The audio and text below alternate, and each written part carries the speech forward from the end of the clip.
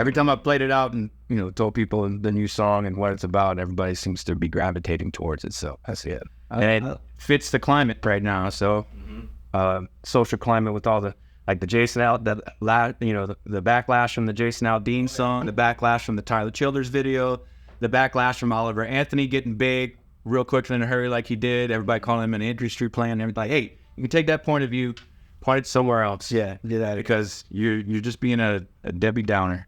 We don't need that in our lives. All right, y'all let me know. We ready?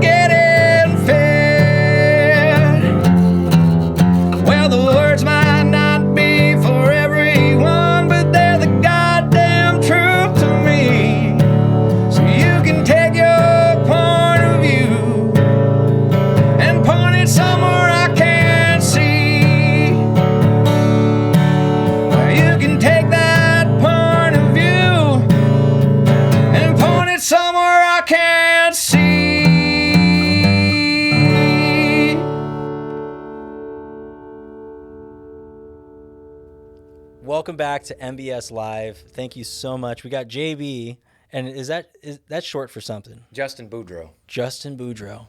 You are from Louisiana, yes, aren't sir. you? Heck yeah, Boudreaux is a name. That's awesome, man. Thank you so much for coming in and playing that first song. What was that one called? Getting Fed. Getting Fed. Man, that sounded so cool. Where did you get the inspiration for that song in particular? So it's kind of about the just the major backlash from music that's been released and people having just everybody's got a platform now and they want to use it to bolster their opinion about something, and sometimes we don't need to hear it, and that's kind of where that came from. There's certain things that are important that everybody wants to talk about, but let's have a discussion. It's not a just throw your opinion out there and expect everybody to just fall in line. That's not how a discussion works.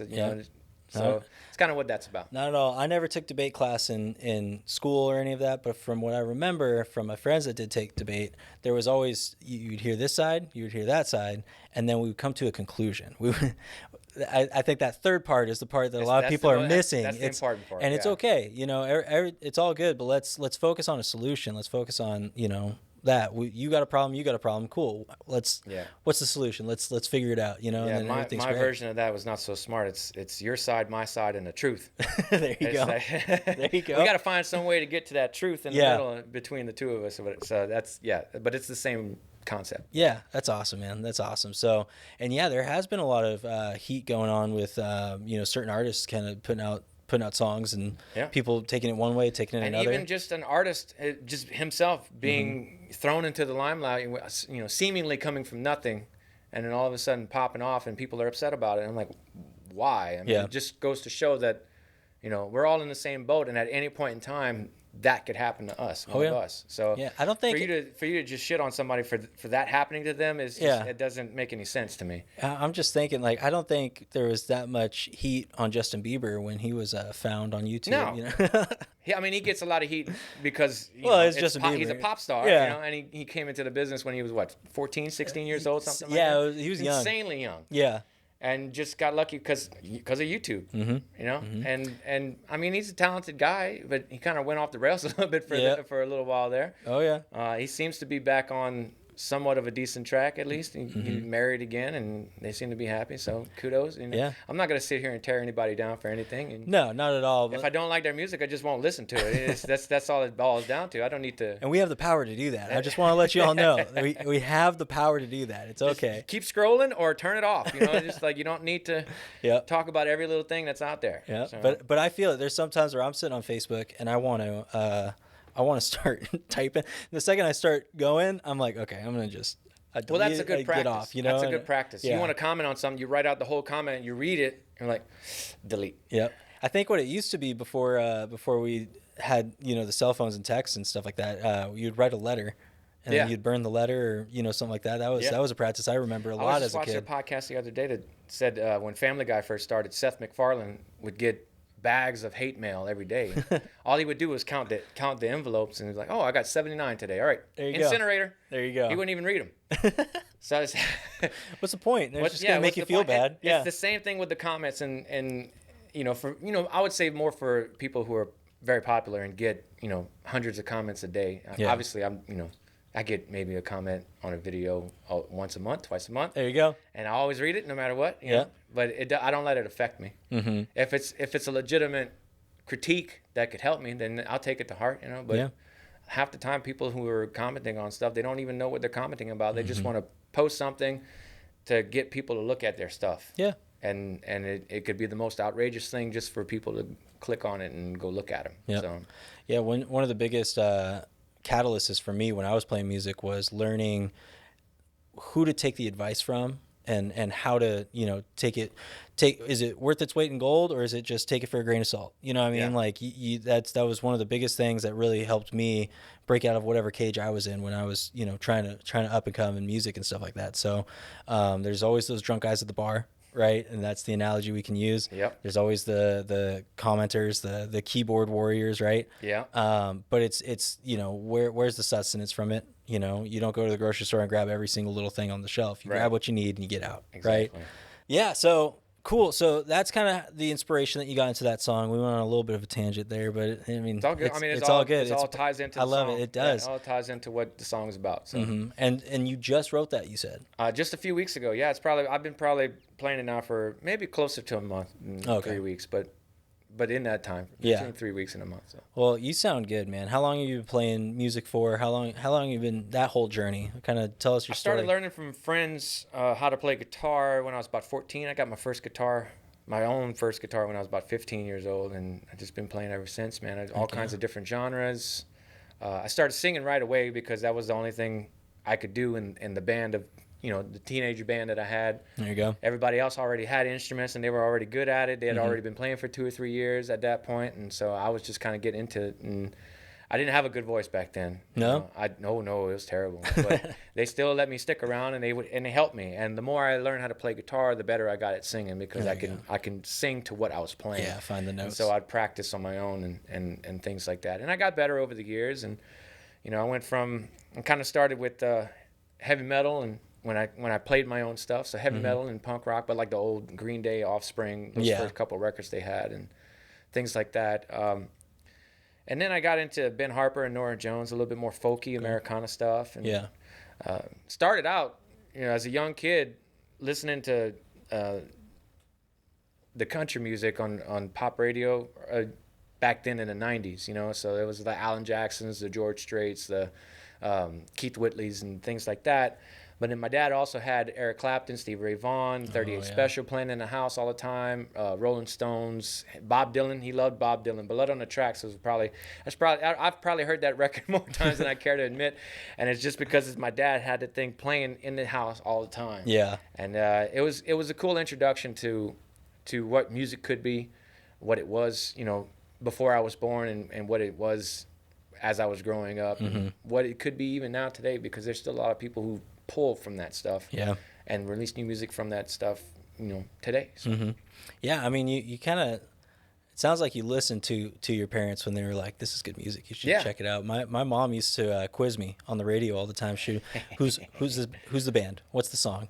And if I got smart, so I'd start knowing the songs, and then she'd be like, okay, who's the band? And I was like, okay, it's, The Cure, right? Okay, who's the singer? And then I was like, dang it, I got to learn all this. My dad was a master at that. Oh. He wouldn't be like a full out game. He would play per se, but anytime a song came on, he would look at me and wait. He'd give me the chance to say the artist in the band. He'd give me the chance, but I was like, sorry, Pop, I don't know. And he'd rattle it off. I started doing that with my daughter, and her answer for everything, The Cure. I was like, you can't win. She's like, I know, but I'm right some of the time. Every once in a while. I was like, a broke clock is right twice a day. So at some point, she's gonna get it right. I love it, man. I love it. You got to kind of, I don't know. There's a lot of power in knowing. I don't want to call them the oldies, but you can call them oldies. That's fine. Knowing the history, classics. Classics. That's the good stuff, right? Yeah. Like, there's so much power in that. Which is funny because even stuff in the early '90s is not considered classic. It's over 20 years old. So a lot of that stuff's considered classic. But Pearl Jam, the 10, that's a classic album now. That's a classic rock album, and yeah, it is. You can't call it anything else. Yeah. Yeah, so I mean, I used to fall asleep to that record. I had it on cassette. That one, and Live, Throwing Copper. Oh, okay. I had them both on cassette, and I'd switch out every other night. I'd put one of those on, and I'd get through the first side, and by the time I put it on the second side, the second or third song, I was out. You're just and done. then I'd wake up to my stereo going click, click, click, click, because it's still trying to play. So, but yeah, those are the two records I went to sleep. Very, very young, in early to mid 90s was Pearl Jam 10 and Live, Throwing Copper. Those are some great records. That's awesome, man. And have you pulled any inspiration from those albums or anything like that? Maybe not so much from them, just because I've gone more country as of late. The rock and roll stuff that I did, the heavy metal stuff that I did, that was all collaborative effort with the people I was in the bands with. Yeah. So we would all, the music would be pulled from either Iron Maiden or Metallica, a lot of guitar work. The heavy metal band that I was in when I first moved to California, there was more of a head PE derived punk rock hardcore band. We were only 3 people, and we made a lot of noise for only being 3 people. You kind of have to. Yeah, you got 3. And it was a lot of fun. The drummer was a big Dream Theater fan, so he incorporated that. Yeah. The singer guitar player was a big Head PE fan and Seven Dust fan, and he loved Chevelle, so he would incorporate that. I was a big COC fan and Pantera fan, so I would incorporate that. Nice. And it was a nice mixture. It was a fun band for a little while. And then other than that, the folk stuff, it came a lot from Jack Johnson, Ben Harper at first, and then later on it came from Chris Stapleton and Sturgill Simpson, Blackberry Smoke. There you go. And people in that genre, Tyler Childers. You grew up in Louisiana. Yeah. Right. Which part of Louisiana? A little town called Broussard. It's not so little anymore. It's actually growing. But we were on the outskirts of Broussard, near a little small town called Cade. Okay. Cade, Cade, Louisiana. We had a Food and Fun as our grocery store. It was a gas station with a casino, a little small slot machine casino hooked up next to it. Yeah. Video rental place next to it. One stoplight right next to the train tracks, and we were in the country, man. We were on the sticks. We had a sugarcane field in the backyard, and behind that was a forest that we would go play in and find whatever trouble we can get into. Yep. And it was bikes when we were kids, and then as we got older, it turned into ATVs and just having fun. Yeah, you had the room for it too out in those areas. Yeah. That's awesome. And so, were you playing a lot of heavy metal and stuff first? That doesn't sound like much of a... When I started playing guitar, I was in high school. I was 14, 15 years old, and the first couple of songs that I learned how to play was some Metallica tunes. There you go. One of the very first songs that I learned how to play almost all the way through was Touch, Stand, and Peel by Days of the New. I don't know if you remember that song. No, I don't. I finally found a reason, I don't need an excuse. I've got this time on my hands, you are the one to abuse.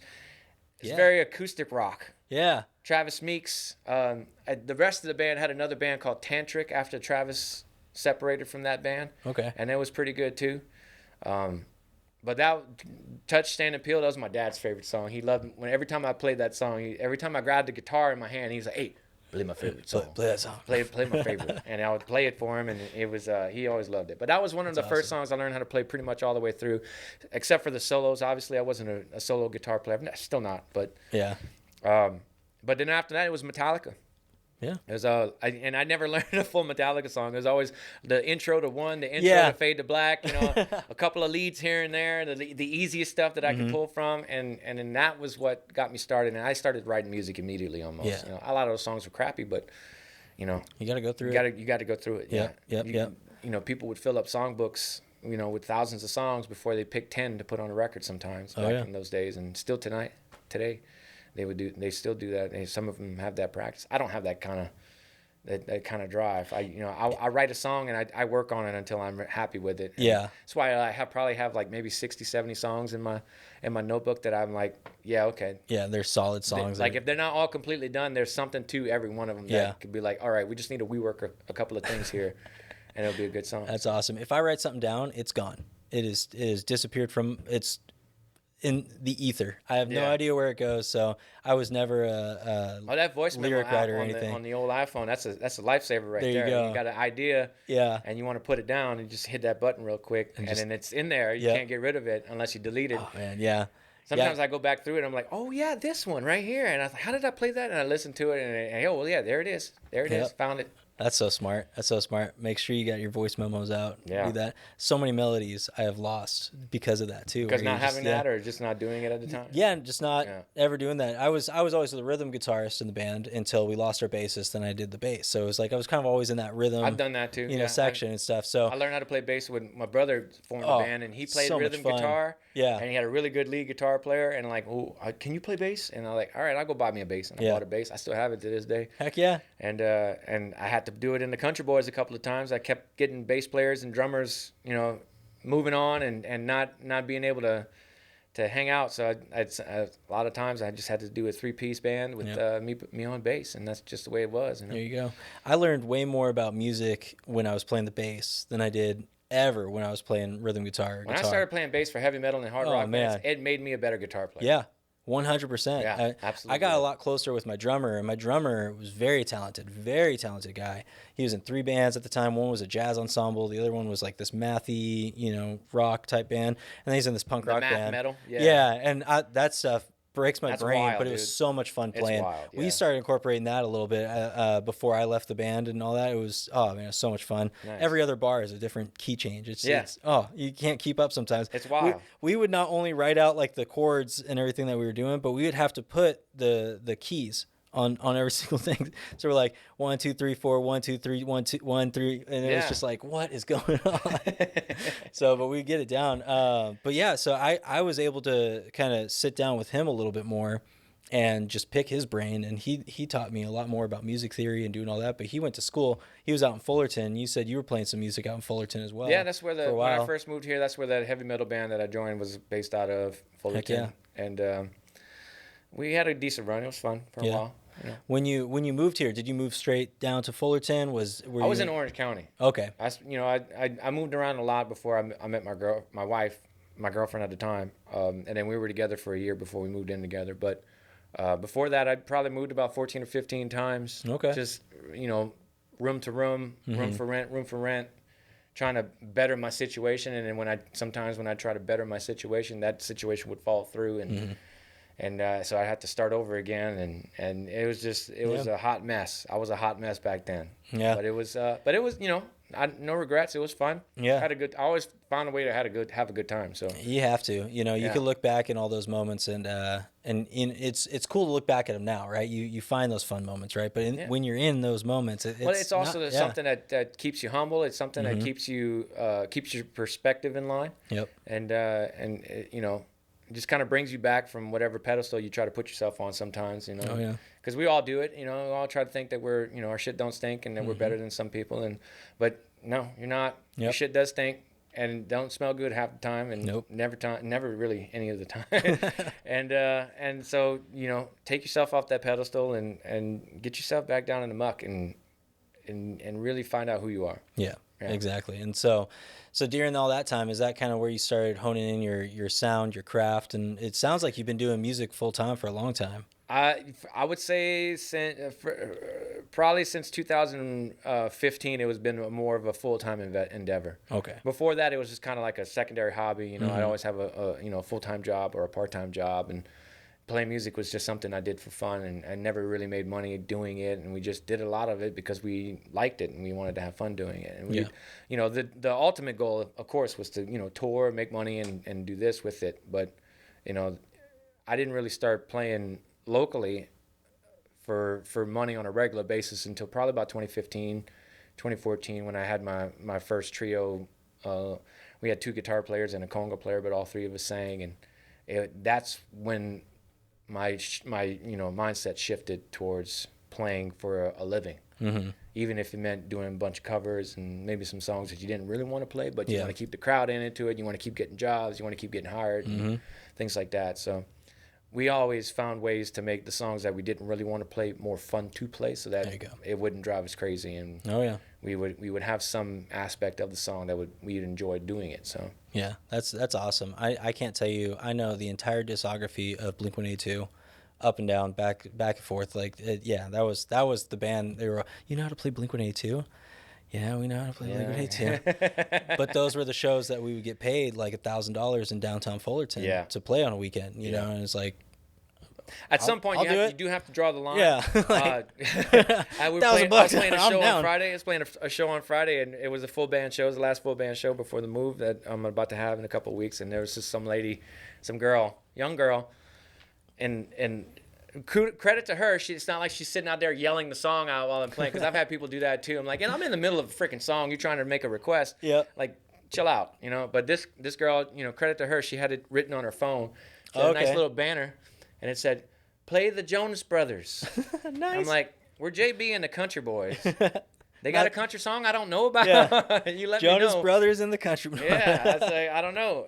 So that's not what JB and the Country Boys stands for. It doesn't stand for Jonas Brothers. So, but yeah, it's some point you have to kind of draw the line. Like, hey, they're good.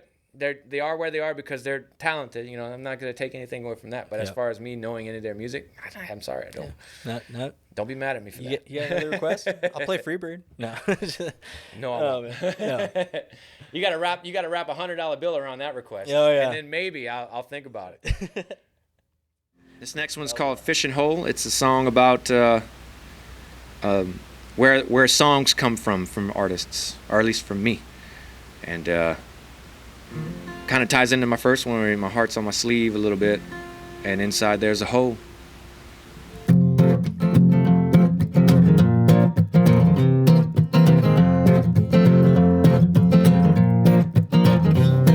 Won't you give me 10 minutes and I'm ready to go? You give me 5 more minutes and we out the door. 25 minutes down the road and pulling up to the show. I give you that look, you know it's time. It's been on the calendar, underlined. Been waiting all day and waiting all night for the time of our lives. And I don't mind to say I hold my heart out on my sleeve, and inside there's a home. But don't feel bad for me, it's full of pain and misery. I'm catching songs with a fishing pole. Won't you give me 10 minutes and I'm ready to go? You give me 5 more minutes and we're walking out the door. Say 25 minutes down the road and we're pulling up back at home. I give you that look, you know it's time. There's a beer in the fridge, you know it's mine. Been waiting all day and waiting all night for the time of our lives.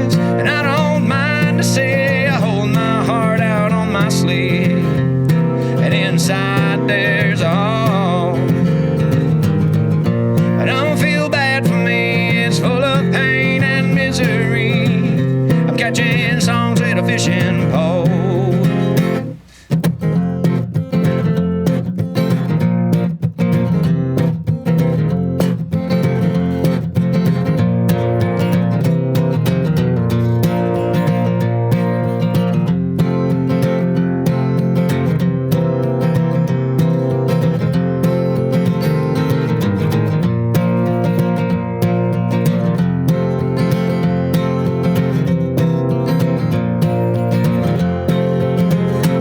Well, you can give me 10 reasons I should stay at home. I'll give you one reason I got to go 25 minutes down the road to play my heart out at the show.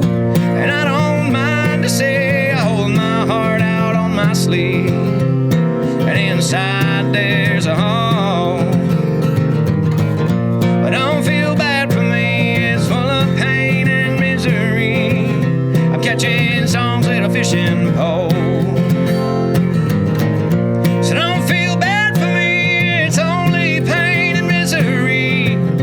Catching songs with a fishing pole. Catching songs with a fishing pole.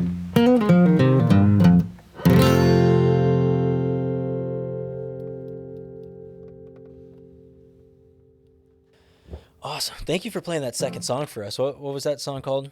Fishing hole. Fishing hole. Yeah. Fish? Fishing hole. Yeah. Okay, perfect. I just say fishing. Yeah, no, I wanted to make sure. I take off that hard G. Yeah, I wanted to make sure I was saying it right. I was like, fish and hold, or fish and hole? Fish and hole. Fish and hole, yeah. It's your honey Nice. hole. That's the lyric in the song is, I don't mind to say I wear my heart out on my sleeve, and inside there's a hole. But don't feel bad for me. It's full of pain and misery. I'm catching songs with a fishing pole. Heck yeah. So it's my I got honey the hole. chills It's just now. it's my fishing hole for good songs, and doesn't always have to be pain and misery, but a lot of it is that. Yeah, yeah. I mean, I don't know if I want to blame Kurt Cobain for that one or not, but we kind of all veered towards The that. angst. Yeah, we all veered towards that a little bit.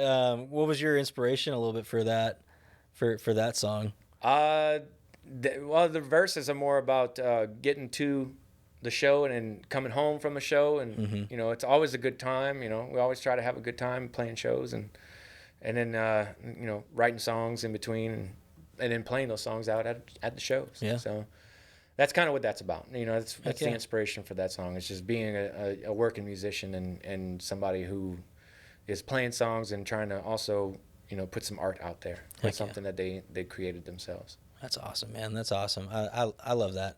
Like I said, I'm always very envious of good songwriters.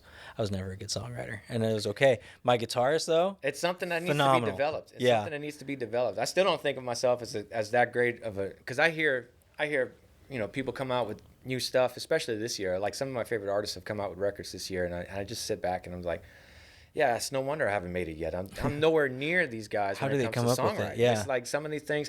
I also kind of contributed to. I've had a pretty good life. My childhood wasn't that terrible, and like some of these people that come out with all these amazing songs, they've gone through some shit. Yep. They've gone through some things, and that's how they pour it out of themselves. That's how they deal with it. Connect with people too. And Yeah. it's how they connect with people because they've gone through the ringer. Yeah. And a lot of people out there have gone through the ringer. And there's certain songs that I can relate to in certain ways, but like I said, like I've had a pretty good life.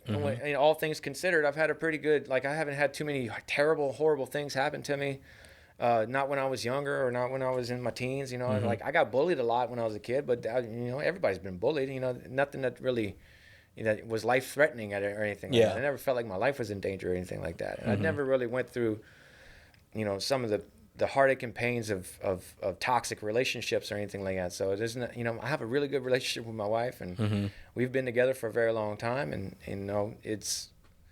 I don't have much to write about other than love. And, I get down on myself from time to time, and it usually comes out with some good songs, but I always feel better after that. After I get that out in a song, I always feel better. So That's awesome, man. It's just one of those things where songwriting needs to be developed in some ways, and your storytelling has to get good, because I've written some songs that are completely false, 100% not true, and they're just stories. Yeah. So it's just something to, develop over time. So. Yeah, no, I love that. And that's something I always encourage artists and musicians too. It's like with your content, with whatever, I'm on that marketing side of things, right? It's like you gotta tell stories. You gotta connect. But you have to be good at it. I mean, you have to make it relatable. Yeah. Yeah. I mean, it's the most fundamental thing that we have outside of like language, right? It was like the native Indians and stuff like that, right? Some would even argue that art is a form of language. Yeah.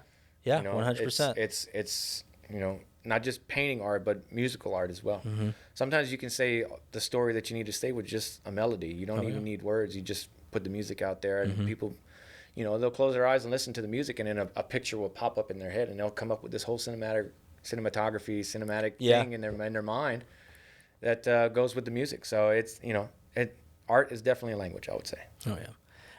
So this is going to be like a hard segue because I don't really have it, but you've been doing a lot of work with the Temecula songwriters. Yes. Out over in Bailey's. That's actually how we connected.